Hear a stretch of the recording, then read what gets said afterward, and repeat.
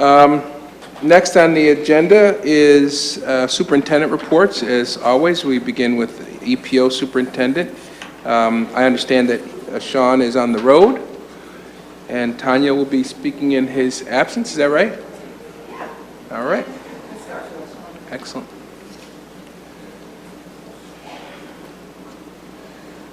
You know, a lot of what I know about what's going on at East High School, you know where I get my information from? Where's that? Miss Garfield and Facebook. That's right. We do a lot of posting, that's true. Yeah, Sean is out of town at a conference, so two of us needed to fill his shoes today, so we're here. It does take both of us. We're going to talk to you a little bit about the climate and culture that we've been building at East. As we know, it's the heart and soul of the school. School culture and climate can be among the top influences in affecting improved student achievement. It is built through both the small things we do every day and the intentional programs and structures that we put in place. It is the essence of the school that draws teachers and students to love the school and want to be a part of it. East has chosen the Leader in Me program as part of our transformation. Leader in Me uses the content from Covey's 7 Habits of Highly Effective People to facilitate the growth of 21st leadership and life skills to create a culture of student empowerment. It is through this empowerment that we are able to partner with our scholars to build school culture and community.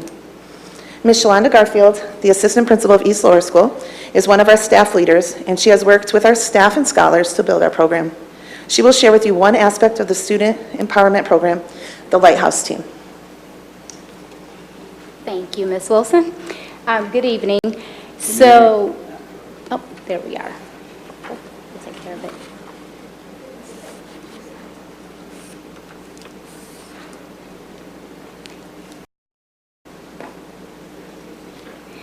So the Lighthouse Team works to ensure East's consistency as a Leader in Me school. We are working to sustain our efforts in creating a school environment of shared leadership, the teaching of leadership principles to scholars and our staff, and also aligning our academic systems with East's mission. We are primarily working to create an environment of student empowerment where our scholars take ownership for their learning and set goals and work to achieve their goals. So according to the traditional model of the Leader in Me, a Lighthouse Team averages about 8 to 10 scholars, and the adult Lighthouse Team averages about 8 to 10 adults. In year 1 of the EPO, we averaged 8 to 10 scholars on our Lighthouse Team. And in year 2, because so many scholars were interested in taking on leadership roles and participating in the Leader in Me, we now have 50 scholars, a little over 50 scholars, who are on this team. We have 17 staff members who lead this work directly, who are committed to ensuring that we are consistent with our efforts with building leadership and empowering scholars. Thank you. This is just an example of our implementation timeline. So everything we do is collaborative, and scholars' voice we really privilege at East. They're at the table making decisions, so everything that they want to see happen in their school environment, we try to make happen as long as it aligns with our mission. And so they help to build this timeline, and we work to accomplish these things throughout the year. So in year 1 and 2 of the East EPO, we really focused on the teaching of leadership principles to scholars and staff. 100% of our staff are trained in the Leader in Me. We have sent staff to New York to get certification in the Train the Leader program. And what will happen is when we have incoming staff, those staff members will train our incoming staff in collaboration with our U of R partners.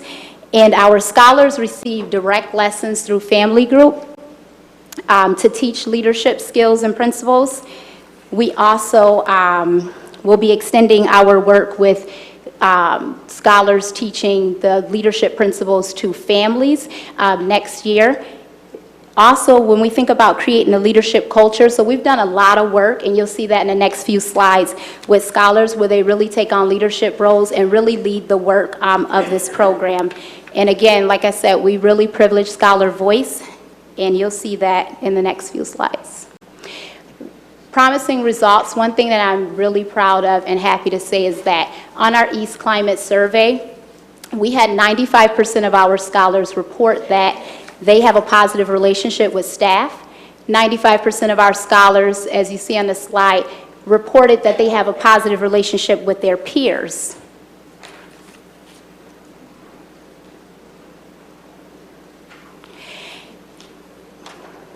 We've also seen a significant decrease in behavioral incidents. So prior to the East EPO, in the 2014-2015 school year, we had 266 behavior incidents in the month of April. Year one, last year of the EPO, we had that number down to 99 behavior incidents. And this year, we only had 17 behavioral incidents in the month of April.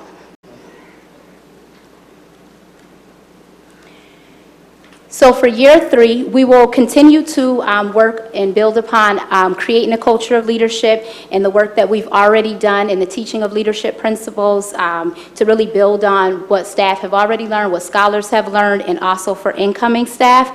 But we're going to shift our focus to aligning academics and really make sure that scholars are taking ownership for their learning. They'll start, each scholar will have a leadership notebook. They'll set personal goals, and they'll be tracking those goals in their progress.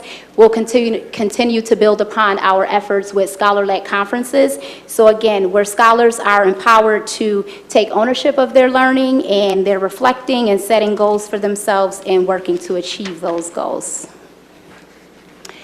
One area that we are really proud of, where we are doing very well, if you look here, we use the Leader in Me rubric to assess our progress, and that rubric has 5 levels, and it starts from no evidence to sustaining.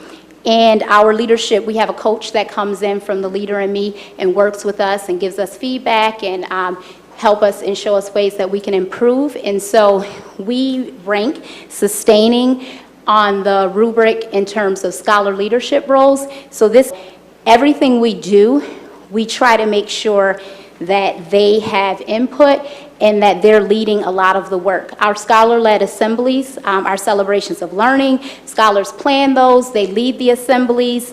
Staff appreciation, if you see in the photo there, scholars decided to do something special for Counselors Week, but this happens for every group of staff. Also, they take on leadership roles outside of East. So scholars went to the U of R and they presented on why teachers matter, and they talked about what they need in a teacher, what helps them to be successful in the classroom, which was a very empowering experience for those scholars. Also, when we worked to create the EPO mission and vision, scholars were at the table. They looked at their peers' survey results. They helped code the surveys. They analyzed the data, and they advocated for what their peers wanted to and felt that our mission at East should be, and shared that feedback with U of R and also with administration. And we made sure that their voice was heard when we developed the mission and vision for East. Another example of scholars taking on leadership roles is the scholar-led conferences. So we had some decisions to make this year in regards to if we were ready to roll out scholar-led conferences, and scholars really advocated for this to happen at the time when they wanted it to happen.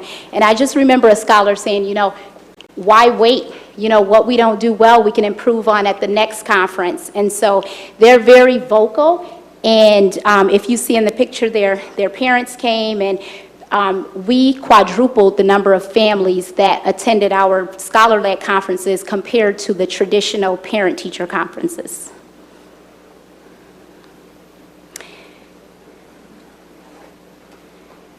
Students shape the culture at East. So if you see there's various events. Each month there's a celebration that scholars decide what it's going to be, how it will be planned, who will be involved, and what the event will entail. And so that is really shaping the culture at East because they get to decide what it is that they want to do and what that's going to look like. And if you see here, we had a academic pep rally around the 7 habits. So again, we're teaching the leadership skills and principles, but through authentic ways. It's not just through in a book. We actually had a pep rally where we focused on those leadership principles. Scholars are engaged in special projects. They work with table. They survey their peers, and they make sure that they really advocate for what their peers want to see happen at East.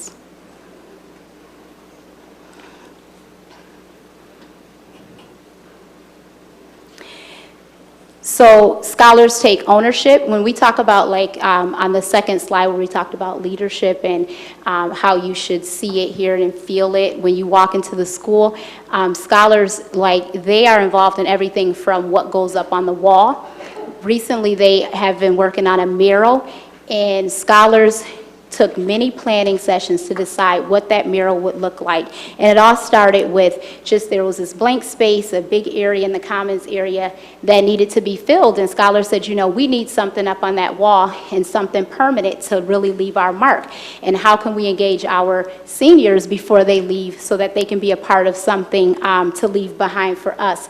So scholars work collaboratively to decide what that would look like, and in the pictures there, they're painting the mural together. You have the upper school scholars helping the lower school scholars, and they're showing them some of the techniques and skills that they learned in art class, and they work collaboratively to make that happen. Scholars are one of our, so let me back up. Lower school, we really focus on leading, and our motto is lead for lower school. And upper school is leading for innovation. But scholars do so much work and time and effort, and they're so invested in this leadership. We had a group of lower school scholars who they worked together to come up with this idea to create a school store. And it was really about, like, showing East pride. And, you know, one day a scholar was talking in family group and said, you know, when I get older, I want to have my own business, and I want it to be a clothing store. And the scholars just really took that idea and ran with it. They supported him in making his vision come true. They collaborated, synergized. They did everything from painting the walls, pulling up tile, and deciding what items would be sold in the store, you know, what the logo would be. And so we love to see that type of collaboration and innovation within our scholars. So I'll end with a clip. Here you'll hear from a few of our scholars about how, about a little bit about their experience on the Lighthouse team and how it has helped them grow as a scholar. Hello, I'm Annalise Wilmarth, and I am a proud member of East Lower School Lighthouse Leadership Team. I'm here with a few of our lovely ladies who are also members of the team, and they are going to share with you today a little bit about how the Lighthouse Leadership Team has impacted them. Make decisions for myself and become more confident. Being a part of the Lighthouse Scholarship Team has made me grow more confidence and being a representative and helping others. Being on the Lighthouse team has strengthened my people skills and strengthened my confidence and decision making. Being on the Lighthouse Leadership Team has gave me confidence and I accomplished new things. Being a part of the Lighthouse team has made me grow confidence to, like, present at the 8th grade award ceremony and get good grades and good attendance.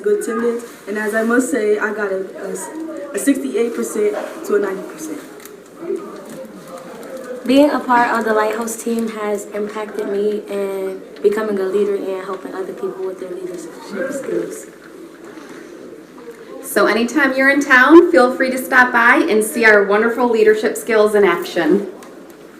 Go East! Go East!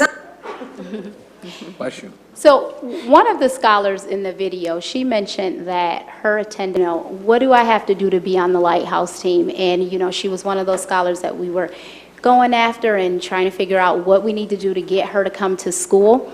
And we told her, all you need to do is show up.